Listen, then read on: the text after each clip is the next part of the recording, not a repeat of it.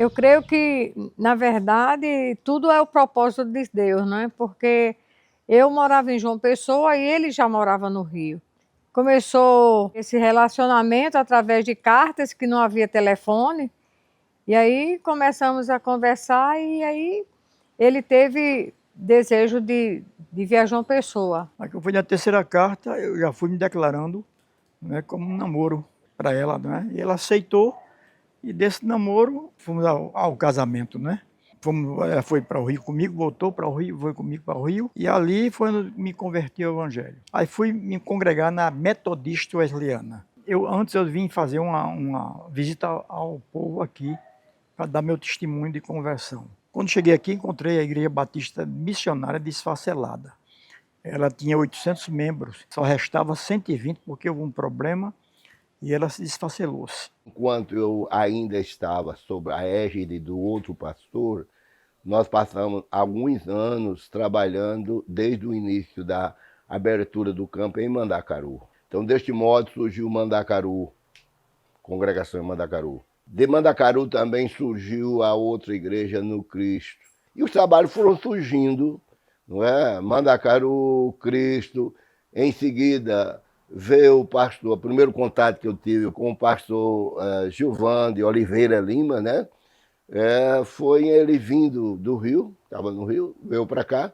Eu já fazia um trabalho específico do Evangelho no Rio de Janeiro, e ali eu fui me adaptando à Batista Missionária, que era o mesmo sistema, e fui trabalhando.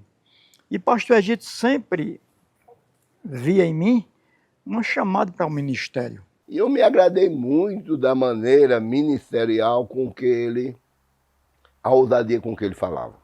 E dali eu fui coordenador da escola dominical, tesoureiro da congregação, fui coordenador de evangelismo, fui diácono de experiência e fui diácono. Ele fez o seminário do Betel Brasileiro e ajudou-nos em todos os aspectos.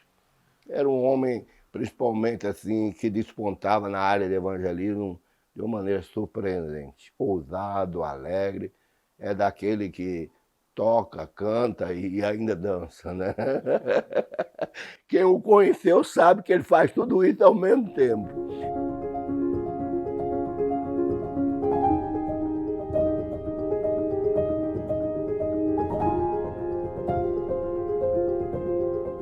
Eu não poderia de maneira alguma deixar o emprego porque a igreja não tinha condições financeiras, não é? E não podia nem sustentar ele. Era uma igreja que tinha pouco, digamos assim, aditivo financeiro. Quando eu mudei para Mangabeira, em 85, ele veio procurar uma casa para alugar, para a gente montar um trabalho de uma congregação. Era um campo que estava a desenvolver. Mangabeira era bem pequeno, mas Mangabeira não é, claro, como hoje, já faz isso 40 anos, então era muito diferente. Falei com ele, pastor, por que nós não abrimos uma congregação ao lado da minha casa? Ele disse, então, irmão Gilvan, nós vamos fazer uma puxada. Aí fez a puxada ao lado da minha casa. Eu tinha 6 anos de idade, né, e foi quando meu pai abriu a congregação ao lado da nossa casa, e eu lembro que passamos por muitas dificuldades naquela época. Meu pai ainda trabalhava na Indaiá e saía muito cedo de casa e chegava tarde também. Desde muito novo, muito jovem, muito ainda criança, infante ainda, o Senhor já havia me dado dons como habilidade de tocar um instrumento, de tocar um violão. Eu me lembro que papai trouxe do Rio de Janeiro, no ano de 1978, que foi o ano que eu nasci. Ele trouxe um violão e esse violão ele foi onde tudo começou, né? Iniciei ali, o violão era maior que eu. Aos 10 anos eu comecei ali a tocar já um violão, auxiliava na igreja, eu era o famoso tocador, né? A gente chamava assim. Hoje não, hoje é músico.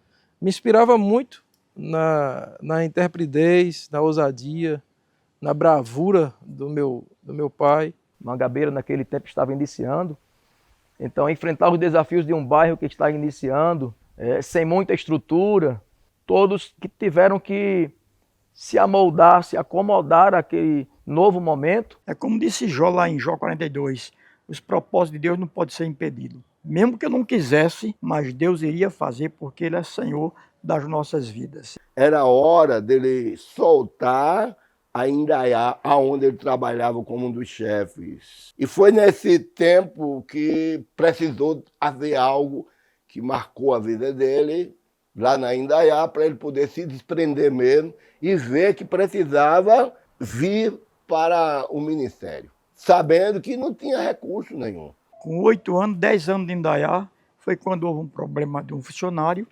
Ele tentou me matar, porque eu mandei ele embora. Eu não sabia o porquê Deus tem permitido isso. Quando eu cheguei em casa, não falei com minha esposa, nem com meus filhos. Peguei uma caixa de versículo e tirei um versículo daquela caixinha. Para minha surpresa, eu pensei de ler uma palavra que Deus havia de me dar. Eu sou teu pastor, não temas. Mas quando eu puxei naqueles versículos, aquele versículo caiu em Jó 5,17. Bem-aventurado é o homem a quem Deus disciplina e não rejeita a disciplina do Todo-Poderoso. Eu perguntei, por quê? É como se Deus estivesse falando, eu permiti para te chamar você para o ministério. Eu não quero você trabalhando mais para o homem, mas para mim. Foi quando eu conversei com ela, cheguei na gerência, 10 anos de empresa, ganhando quase 12 salários mínimos. Aí foi quando eu falei com o gerente para ele me demitir. Então ele veio pela fé, tomou uma atitude de fé e obediência a Deus. Nessa altura, nós já tínhamos fundado a congregação Pastor Egito. De início, não foi fácil como todo trabalho.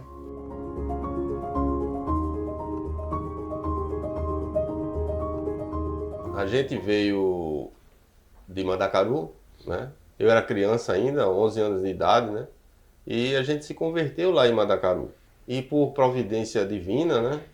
Nos mudamos para Mangabeira e ficamos ali a 200 metros da residência do pastor Gilvan. Porque quando eu entreguei minha vida a Jesus, aquela igreja foi uma bênção, porque eu só ouvia palavras boas, palavras de segurança, né?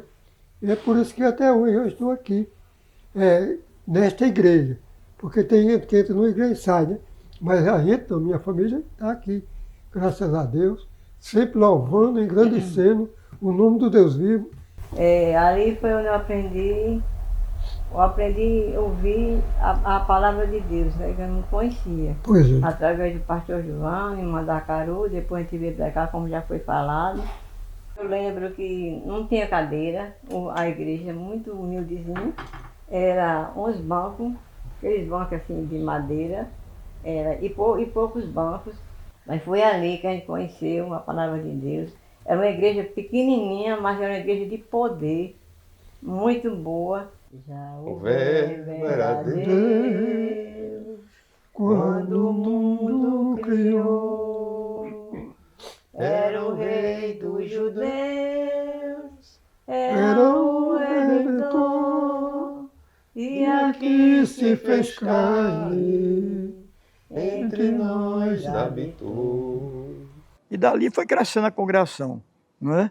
O primeiro batismo que nós fizemos foi realizado, ele era o pastor da igreja, depois eu fui consagrado evangelista, e o primeiro batismo que foi feito foi com 16 almas.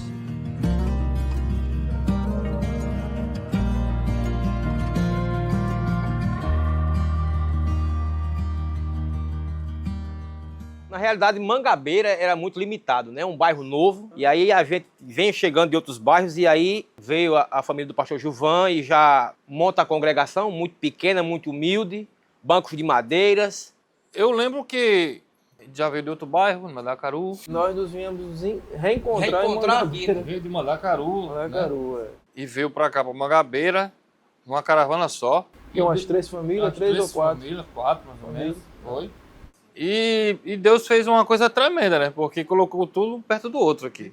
Bem pertinho. E era uma bênção, né? Na época, eu como criança, novo ainda, acho que com 6, 7 anos de idade, congregando aí com minha mãe, saudosa Lídia Mendonça, e minha tia Lourdes também. Por sinal, é uma das fundadoras. Das fundadoras, pioneiras da igreja. As dificuldades eram imensas, a gente ia para a igreja, participava do primeiro culto, e aquele horário a gente saía e na época não tinha salinha, era um terraço muito pequeno, onde se acumulava as crianças ali, e não tinha um material adequado, né? Não tinha estrutura adequada, era um banco de madeira, mas a gente, ao chegar ali, a gente se deparava com uma professora bem dedicada e com o material que tinha ali, ela apresentava o plano de salvação para a gente. E a atividade né? dela, né?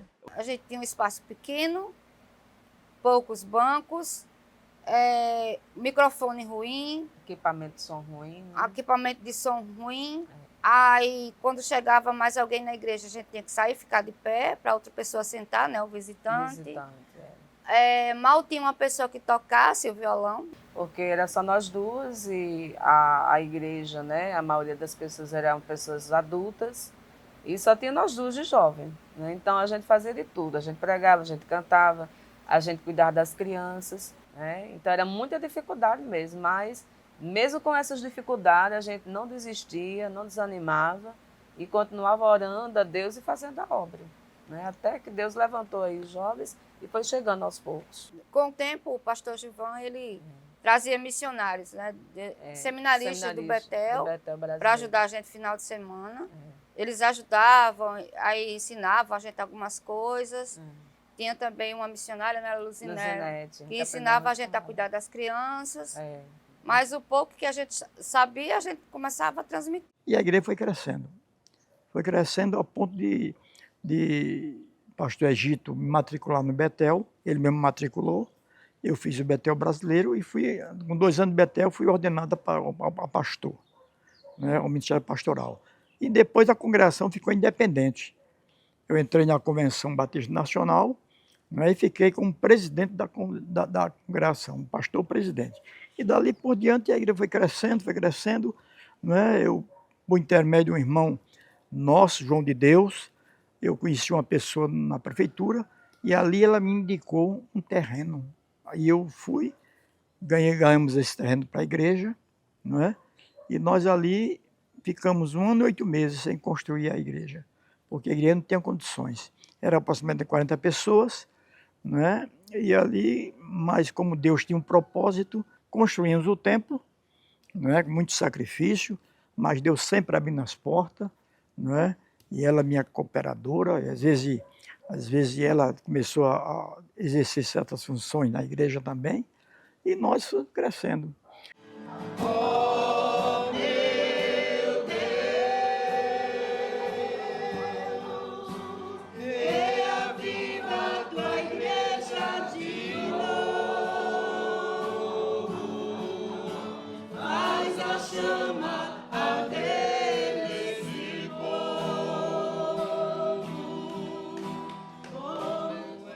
O que marcou o nosso encontro, né, a base é a igreja.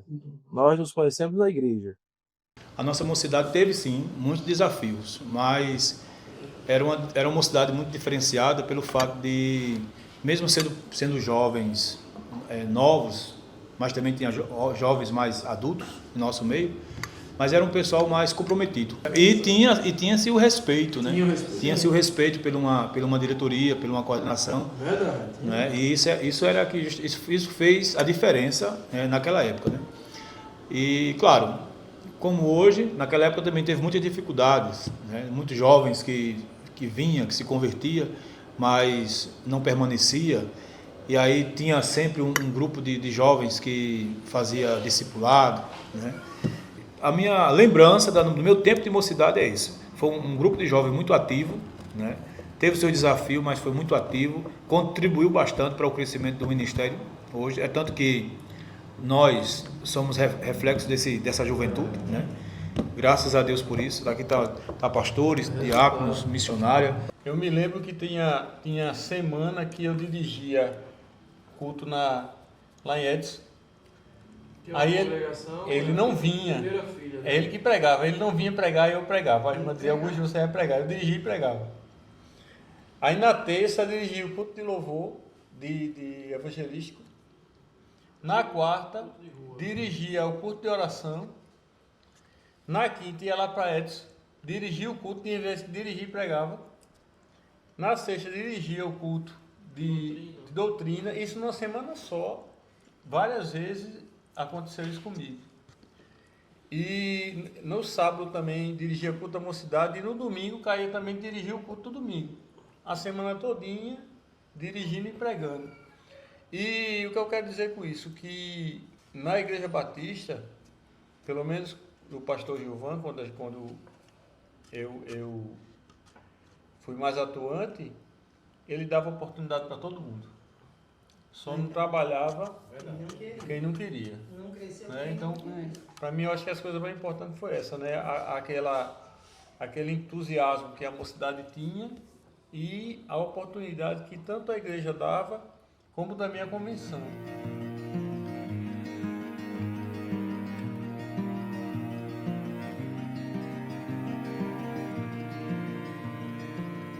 Conhecemos o pastor Gilvan, pessoa muito carismática, visitava muito a nossa casa, e dado essa visita, começou um convite para que minha mãe, a irmã Josefa, né, que não mora aqui conosco, pudesse visitar a igreja.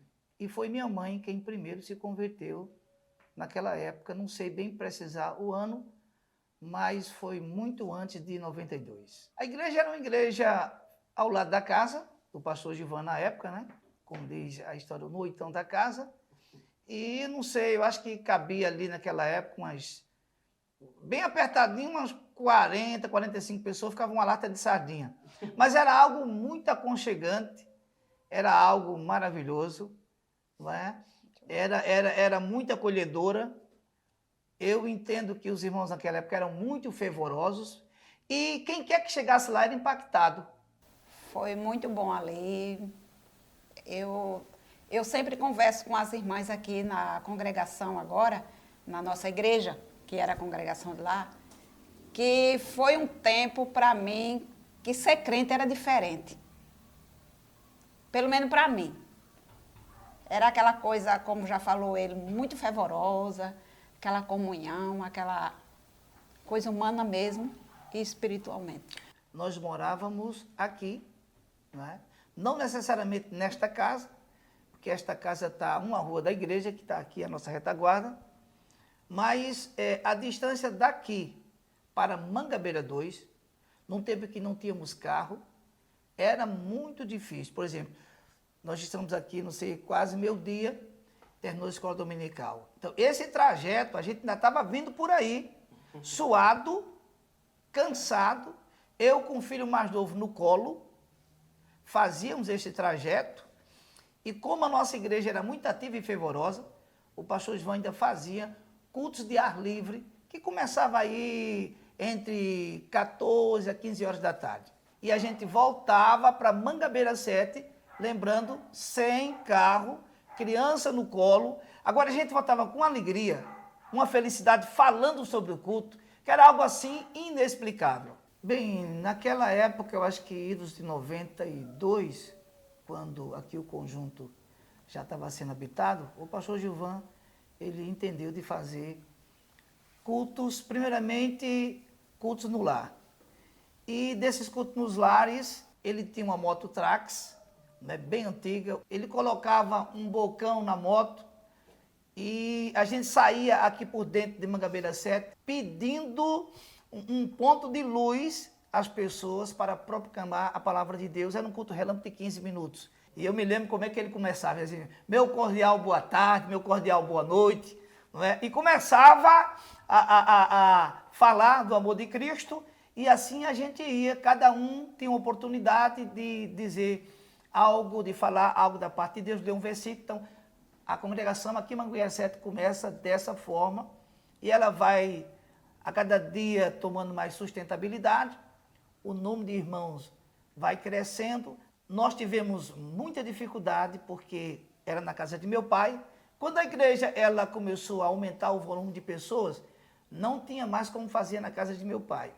E aí nós tivemos que começar a alugar aqui prédios, só que era muito difícil, porque as pessoas não queriam alugar por um lapso temporal, por um tempo muito extensivo, e sempre nos pediam, quando a gente estava tomando gosto, nos pediam, né? Então eu fiquei aqui rodando em Mangabeira 7, assim como uma beija-flor buscando uma flor para posar.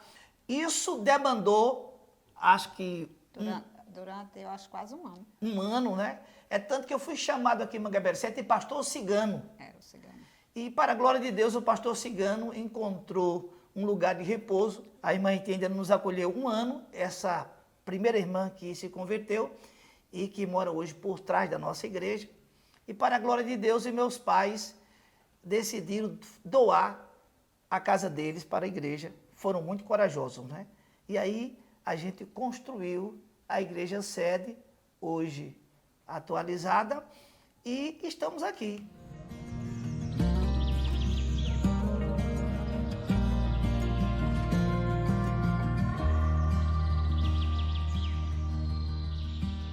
Chegamos ali em João Pessoa na época de 81 até 88, foi a época que eu entrei para a igreja, né? Então ali eu ainda não era crente quando eu cheguei em João Pessoa. Me decidi lá na Igreja Batista Missionária. Eu falei para o pastor Gilvan, pastor, vou trabalhar 3 dias, não quero nada.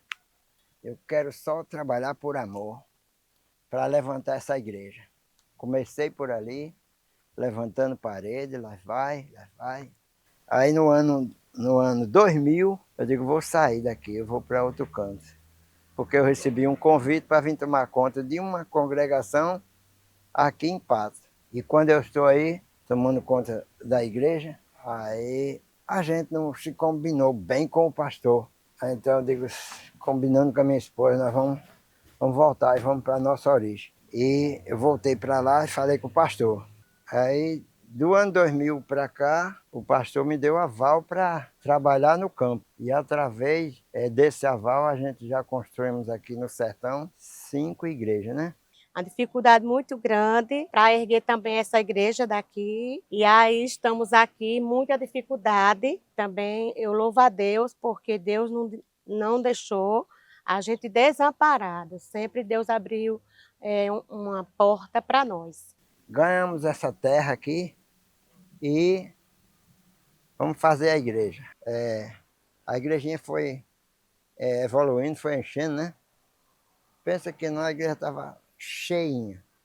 Então foi tempo que a gente se ligamos de volta ao nosso Ministério Batista e recebemos o aval do mesmo ministério e construímos a igreja, essa daqui que dá 6 por 20, a igreja maior, né?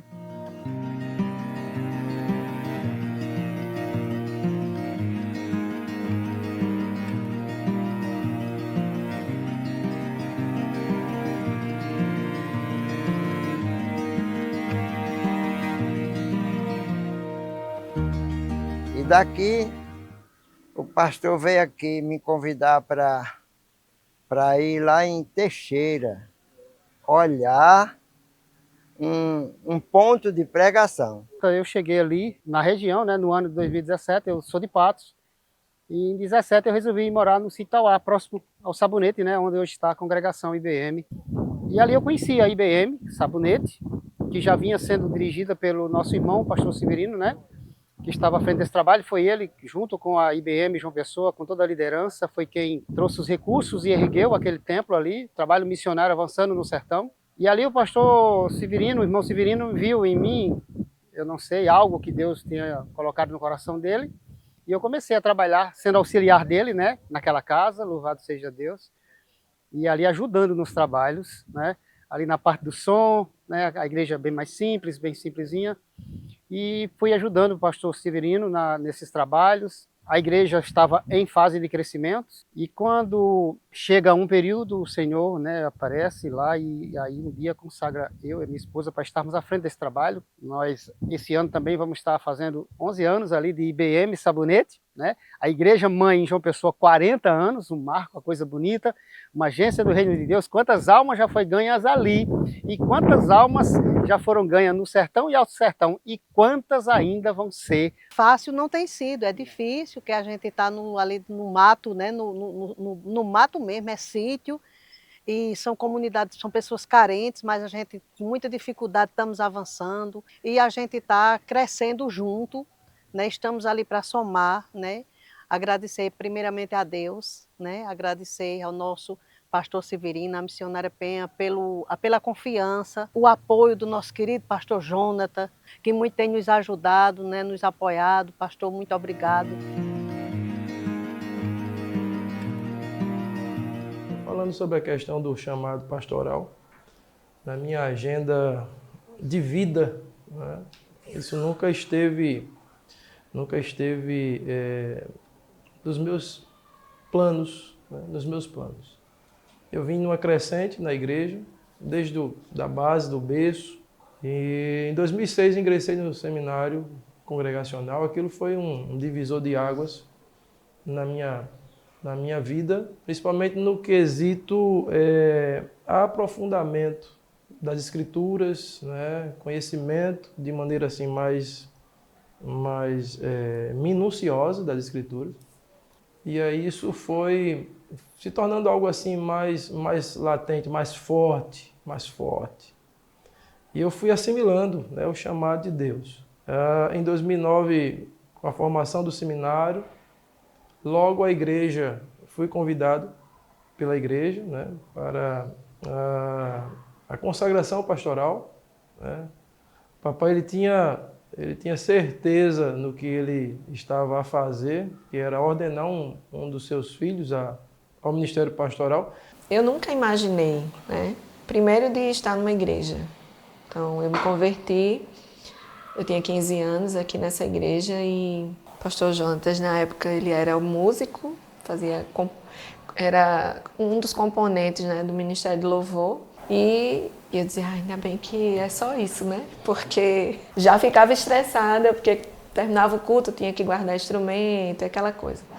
Nunca imaginei que ele pudesse ter esse chamado, né? Deus ter esse chamado na vida dele. Hoje Deus trabalhou, né, e vem trabalhando isso em mim, até para dirigir alguns ministérios e coordenar junto com ele, mas eu via muitas vezes minha sogra e meu sogro chorando de algumas situações que passavam na igreja e eu dizia, eu não quero isso para a minha vida.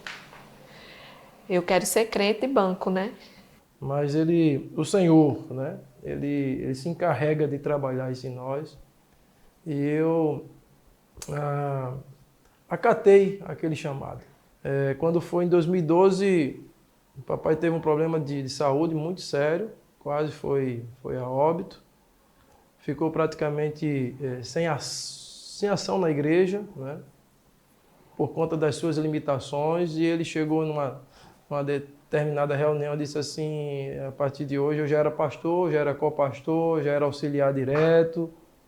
Pastor Jonatas é o presidente da igreja. Me pegou de surpresa, né? Eu não esperava, até porque não havia conversado com ele sobre isso. E ele disse, 2012 isso, né? Eu tinha, falou com a minha idade, eu tinha acho que 31 anos, né? 31 anos. Mas Deus, ele é o Senhor da igreja. E o Senhor que escolhe, que separa, é o mesmo que se encarrega de nos capacitar. E eu sempre fui aquele cara nunca tive medo, nem receio de assumir nada de responsabilidade, isso é na minha vida, isso é para a vida. E principalmente relacionado à igreja do Senhor, nunca fui de me acovardar. Isso me deu combustível, né? Em 2012 assumimos a igreja estava numa situação assim bem complicada, no quesito estrutura física. Nós já estávamos aqui há 25 anos sem uma reforma nessa igreja. Estrutura muito humilde, muito simples, foi a primeira lá de trás, construída com muito sacrifício. A igreja não tinha condições. Eu me recordo que eu chegava a entrar na igreja quando, no tempo de chuva, eu entrava na igreja e isso antes das reformas, né? E a estrutura praticamente já caindo. Nós tínhamos um documento de um engenheiro que comprometia, né, ou seja, condenava a estrutura física da igreja. E foi quando Deus ele bradou no meu coração, isso em 2011, um pouco antes de assumir a igreja. E eu entrava chorando, porque assim, a gente via o teto caindo, a água tomando conta da estrutura muito simples, de bancos de madeira, enfim, uma cerâmica já muito falha, muito antiga, tudo muito assim, ultrapassado, né? Seria essa palavra, muito usado e ultrapassado. E quando Deus me levou a um sentimento de levar a igreja a uma mudança, uma transformação, uma metamorfose, também estrutural. E nós fizemos uma campanha, preparamos um CD, isso foi algo muito interessante que aconteceu. Foram 3.000 cópias de um CD que pessoas nos ajudaram e a partir dali começou-se uma campanha. Nós fizemos a primeira reforma da igreja, derrubamos o teto, praticamente a igreja toda foi abaixo, né? E pousamos, eu me lembro na época que tinha alguns irmãos que me cercavam que não acreditavam nessa mudança, nessa transformação, nesse crescimento, nesse avanço, eles não acreditavam. E eu até coloquei um slogan na época, isso em 2011, e o tema era esse, o slogan era esse: quem viver verá. Quem viver verá. Então assim, Deus ele nos deu essa graça, nós fizemos a primeira reforma, conseguimos aparelhar melhor a igreja, né? Já era uma outra estrutura, isso já climatizada. E assim as coisas foram acontecendo. Esse espaço que nós temos aqui hoje, em 2015, era só terreno, chão, barro, literalmente barro. Nós passamos praticamente 30 anos com esse terreno aqui da igreja, que hoje é o anexo da igreja.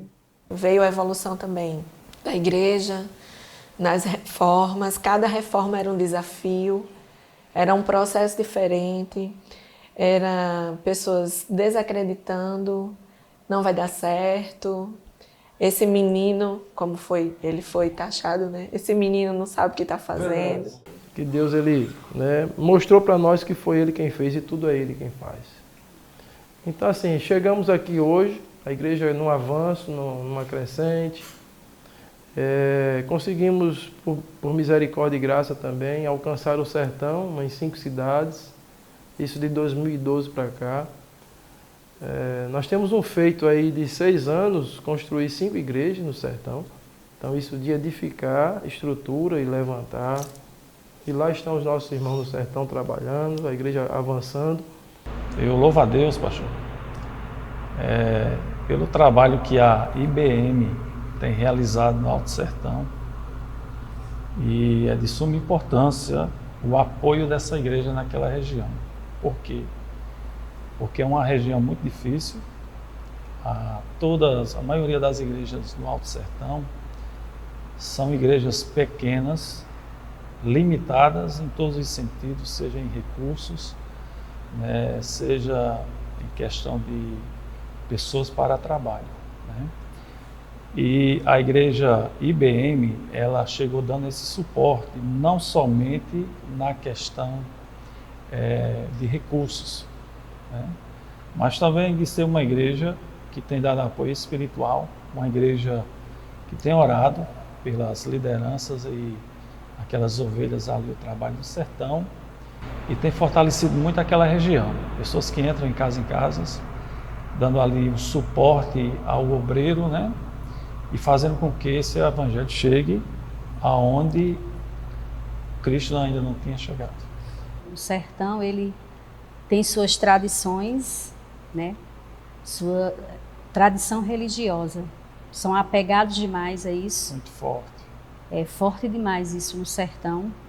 E com o avanço, né, das igrejas ali, tendo apoio, a gente tem conseguido quebrar barreiras, né? Barreiras têm sido quebradas naquele lugar e o evangelho tem avançado.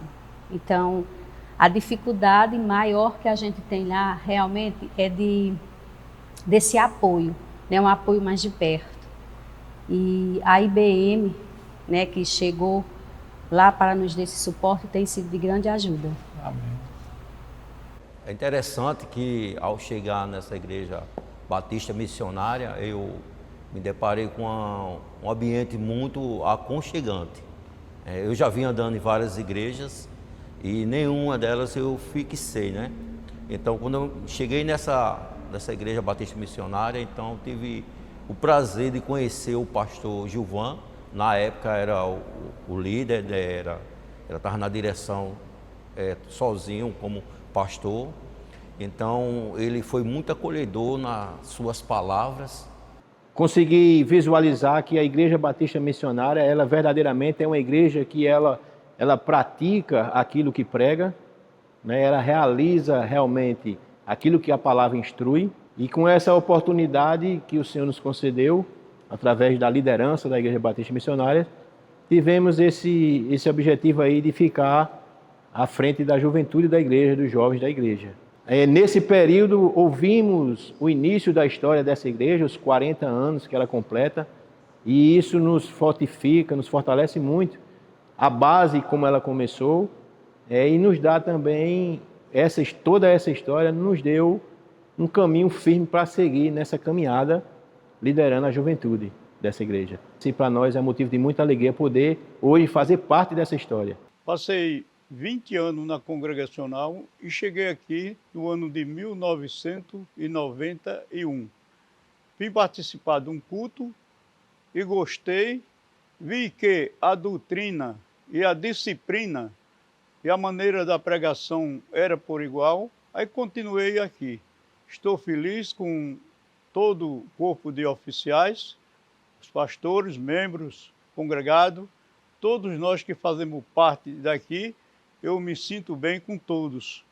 Me chamo Joana, cheguei aqui no ano 92, que ainda a igrejinha era na casa do pastor Gilvan. E pastor Gilvan ainda não era pastor, era evangelista. E graças a Deus foi uma bênção na minha vida até hoje, né?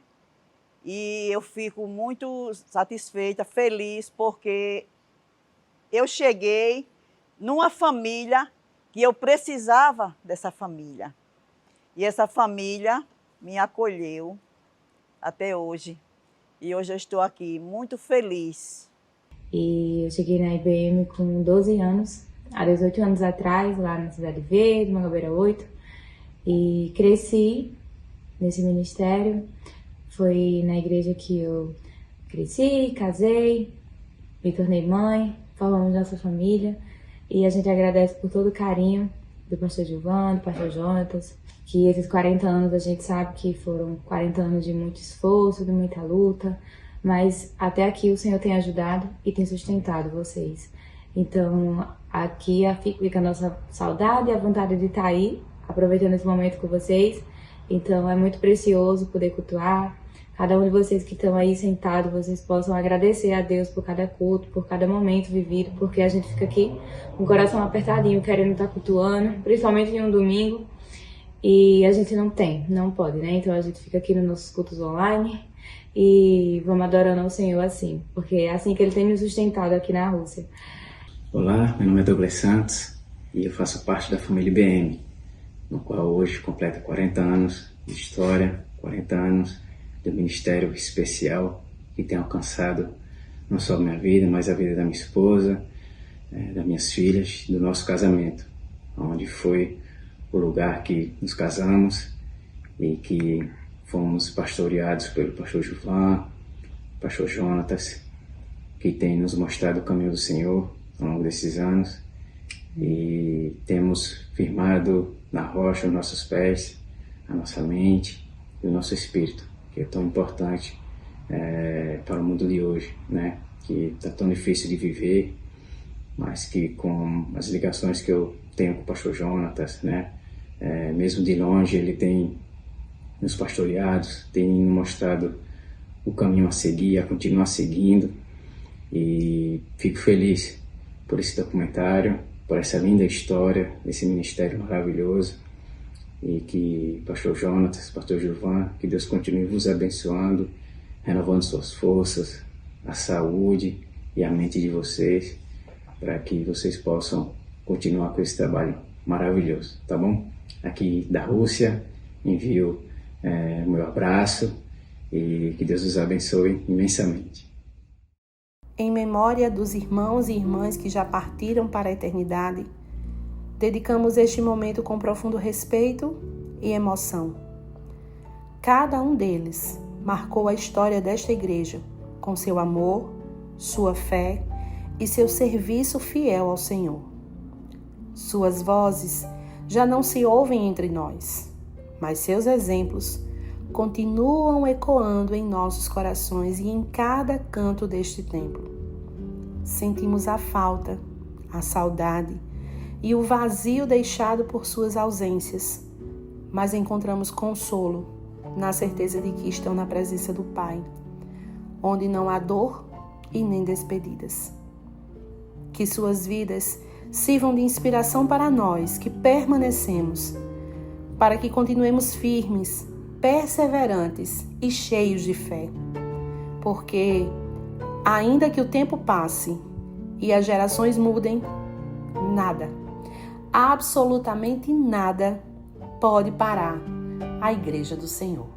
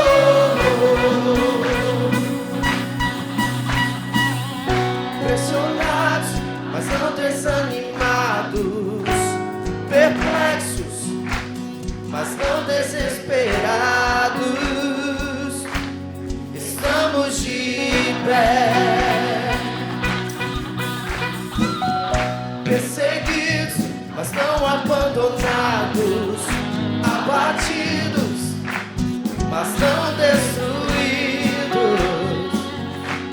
Estamos de pé, não caminhamos pelo que vemos, o que nos move é o que nós temos. Nação Santa, somos a igreja, vivemos por fé, estamos de pé.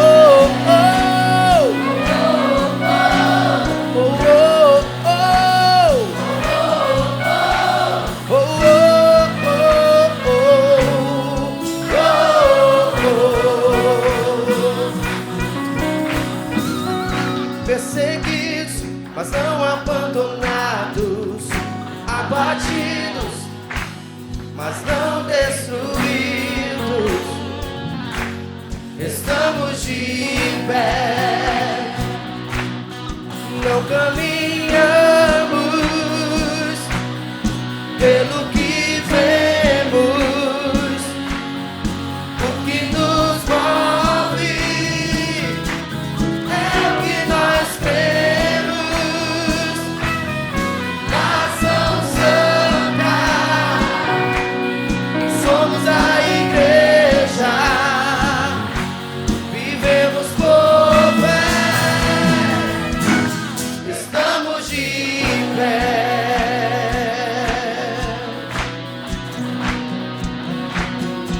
Vamos lá, perseguição, vamos lá! A perseguição não parou, a igreja, o Coliseu não parou, a igreja, e os leões não pararam, a igreja do Senhor. O inferno não pode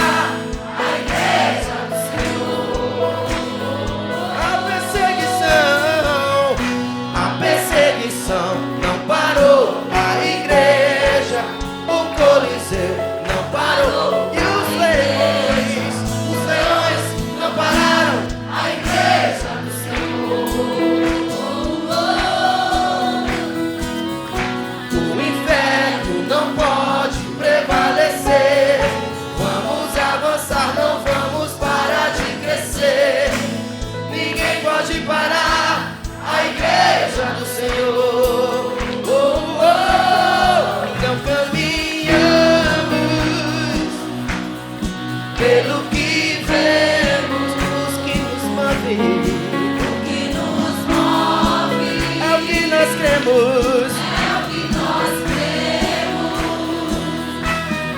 Nação Santa, somos a igreja. Vivemos por fé. Estamos de pé. Vamos mais uma vez a perseguição. A perseguição não parou a igreja. Liga! O Coliseu não parou. E os leões não pararam a igreja do Senhor. Oh, oh.